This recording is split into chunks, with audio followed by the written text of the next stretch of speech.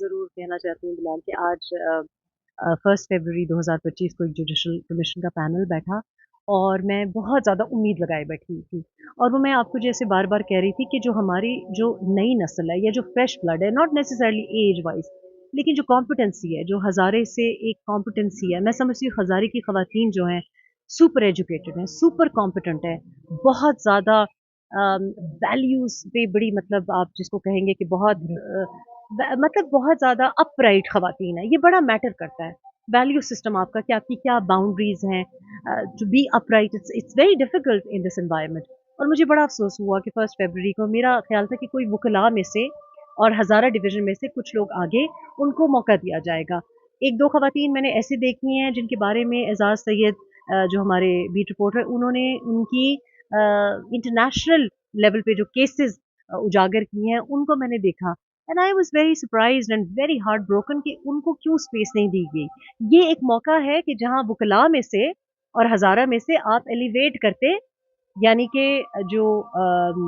वकला हैं उनमें से आप एलिवेट करते टू पेशावर हाई कोर्ट। तो आई वाज़ वेरी अपसेट और इसके ऊपर आपने देखा है कि एबटाबाद का भी जो बार एसोसिएशन है, उन्होंने भी एक स्टैंड लिया है और मेरा भी इस पे पर्सनल स्टैंस है कि I will campaign for it कि ये अनरीज़नेबल है कि जो लोग रूल्स को कंप्लाई करते हैं, तो ये ख़्याल करना चाहिए कि जिसका मेरिट बनता है। फॉर एग्ज़ाम्पल अगर कोई पाकिस्तानी है, पाकिस्तान में रेज़िडेंट है, तो 1-2 जो बातें मेरी सुनने में आई हैं और वो हम वेरीफ़ाई कर रहे हैं कि क्या ऐसा ही है कि नहीं। ऐसा क्योंकि एक जो जज बनी है वो मतलब हाई कोर्ट की जज बनी है, पहले डिस्ट्रिक्ट सेशन जज थी। उनके बारे में जो एक तहफ़्फ़ुज़ात हैं वो ये हैं कि वो शायद ड्यूल नेशनल है, शायद वो पाकिस्तानी उस तरह रेज़िडेंट नहीं है। अब ये बातें ऑफ़ कोर्स मैं इसलिए बड़ी मोहतात तरीके से कहती हूँ क्योंकि मैं चाहती हूँ कि हज़ारे की रिप्रेज़ेंटेशन हो, हर लेवल पे हो और